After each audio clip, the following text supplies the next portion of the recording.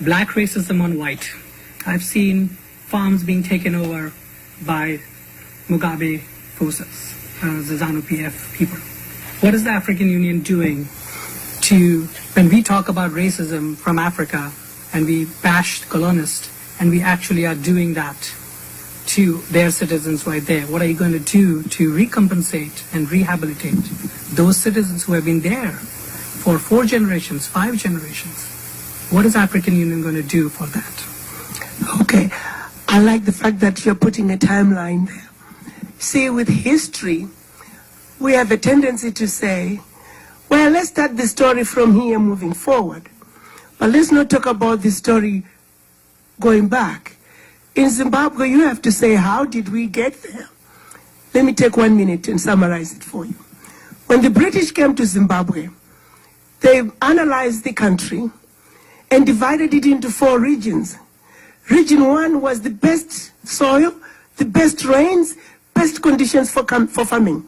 Region 2, pretty close to Region 1.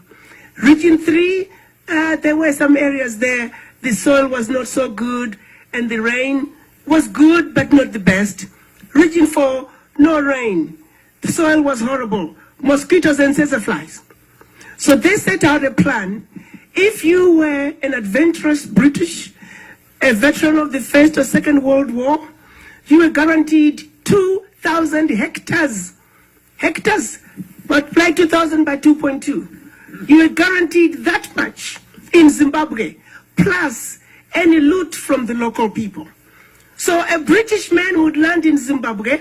So based on the regions that they had decided, they were going to move all the black people, preferably from the region 1 and 2 to region 4.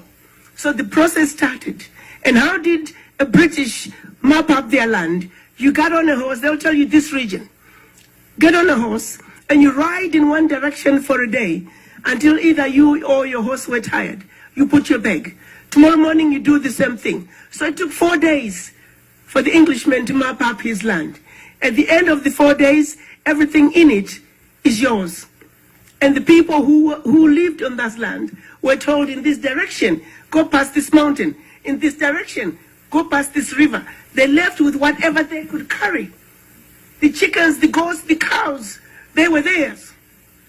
And some of them were not so lucky. You barely settled again when another Englishman came, and he was given that part.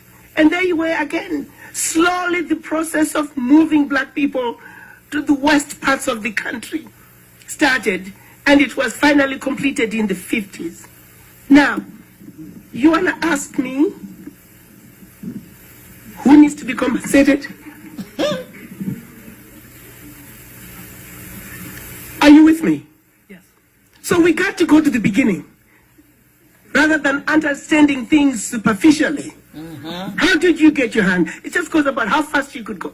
Some of these farmers were owning 5, 6, 7 farms. I know my family farm, and I grew up hearing the story from my own father.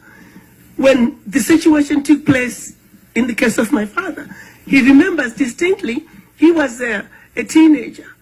And he used to, when white men came to Africa with their pants, they called them men without knees.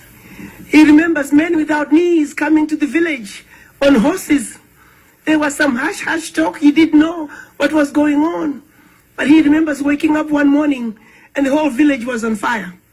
They were being torched by these men without knees on horses. His aunt was pregnant and was due any day.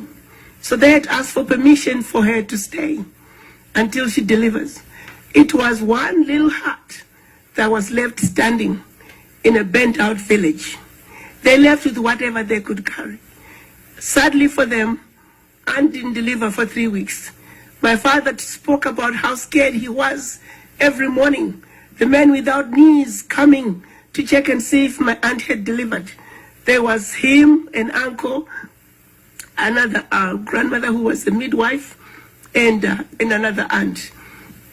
They all crumbled up in this one room. When she finally delivered, 3 days after delivery, they were told to walk, go find the others who had left before. Now the loot law, it's in the history books. You don't have to go far. It's the British history books. As a matter of fact, the British started fighting themselves over how to distribute the loot as they go from one place, one village to the other. It was acceptable. So, son, do you still want to ask me who's owed what? May I rest?